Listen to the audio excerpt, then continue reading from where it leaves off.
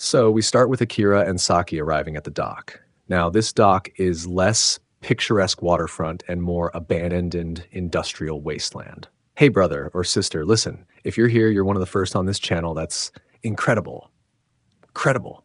Don't hesitate to say hello and tell me if you want me to talk about any other anime. Back to it now.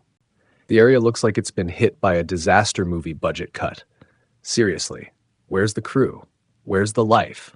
It's like the set designers went on strike and left everything to rot. Akira's supposed home, according to his sketchy address, is like something out of a post-apocalyptic survival guide, where instead of encountering zombies, they meet an assortment of homeless folks and a couple of decrepit cars, each of which looks like it's auditioning for a role in a dystopian car commercial. They stumble across this enormous, locked-up commercial building. The kind of place you might see in a horror movie, where the protagonists are always foolishly tempted to enter, despite every fiber of their being telling them to run the other way. Naturally, Akira, who has apparently kept a key to a deserted building like it's some sort of weird souvenir, decides to open the door. Because, of course, what else would you do if you're in an anime and have amnesia? Opening mysterious buildings is basically the law. Inside, they find themselves in what can only be described as a warehouse the size of a small city. It's dark, eerie, and the kind of place where you'd expect to find either a hidden treasure or an army of vengeful ghosts. But wait, what's that shadow? It's a dog. And not just any dog, this one has wings. Wings.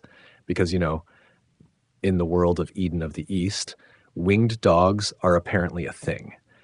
This dog, which I'm starting to think might be an angelic being or a magical creature, decides to lead Akira and Saki deeper into this labyrinthine structure.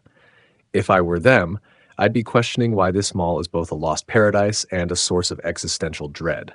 The mall itself is a relic of a bygone era, kind of like those malls where you can still find a Blockbuster video if you look hard enough. It's deserted, save for a few sad, wandering souls and a general sense of gloom. It's also a location Akira recognizes from some inexplicable photo of naked dudes he seems to have. Because why not? Naked guys in photos are totally normal, right? This mall's central area, now looking like a post-apocalyptic flea market, clearly had a brighter past, or at least that's what Akira's memories seem to hint at. They follow the winged dog to a cinema complex in the mall. Because apparently when your home is a giant, abandoned warehouse, the next logical step is to have a movie night. Saki and Akira settle into a theater where Akira decides to set up a movie using his magical phone's powers. Cue the movie night magic.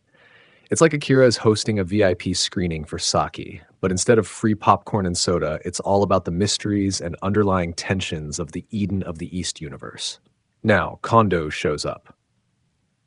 For those of you keeping track, Kondou is basically the anime version of that guy who never quite grew out of his rebellious phase. He's looking around the mall like he's hunting for the last slice of pizza at a frat party. Kondou is a grumpy detective who's clearly dealing with his own set of issues.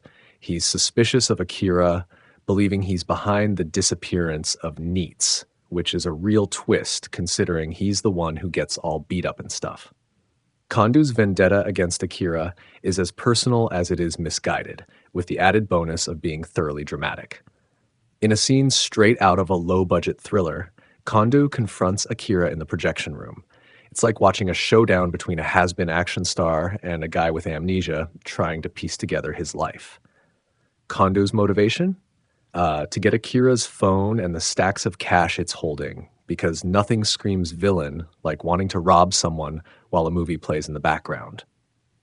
He's so obsessed with the idea of saving the world with money that he forgets the most basic rule of villainy. Don't get caught up in petty squabbles. Instead, he ends up beating up Akira, who looks more like he's had a bad day at the gym than an epic fight. Kondou reveals that their phones started with 10 billion yen and that Akira's apparently not using his funds wisely enough. It's a classic villain rant, essentially saying, if I can't have the money, then no one should, and it's impossible to fix the world with a mere 10 billion yen. He's practically begging for a larger budget for his schemes, which is just peak Kondou. Meanwhile, Saki's having a movie marathon of her own. She's left alone in the cinema, watching the film Akira set up, and decides to leave when she realizes Akira doesn't want her around. She writes him a note calling him an idiot, which is about as romantic as handing someone a world's best boss mug when you're on the rocks. The note is left with the winged dog, who's basically the unsung hero of the episode. This dog, who has more personality than half the cast, eventually wakes Akira up from his post-beatdown nap. Akira, now equipped with his newfound resolve, decides to use Kondou's badge as leverage. He hops on his motorcycle because apparently amnesia and a sweet ride are all you need to navigate this anime world. He's off to confront Kondou again, who's having his own dramatic subplot in a parking garage. Kondou is busy messaging someone about how he's secured enough money to live it up. Cue the twist. Kondou's wife shows up. And boy, does she have issues. She's been given the wrong impression about where the money's going, and her response is straight out of a soap opera. She stabs Kondou in the gut, proving that, in anime, domestic disputes can escalate quickly. Akira shows up only to find Kondou bleeding out like a character from a tragic drama.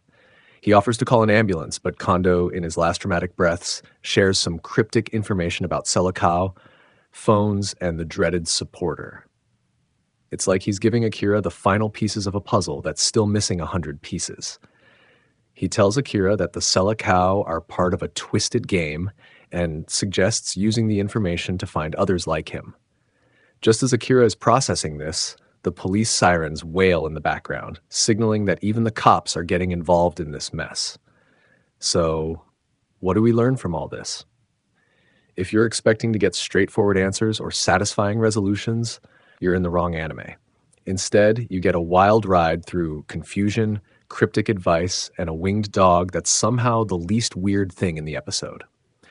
Kondou's sudden death feels a bit rushed, but it does add to the ever-growing mystery of the Selakao and their bizarre game.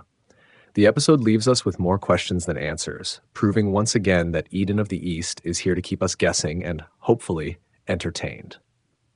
And there you have it.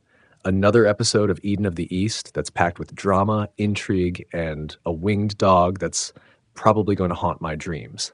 Next time, let's see what other absurd twists await us in this whirlwind of amnesia and high-stakes shenanigans.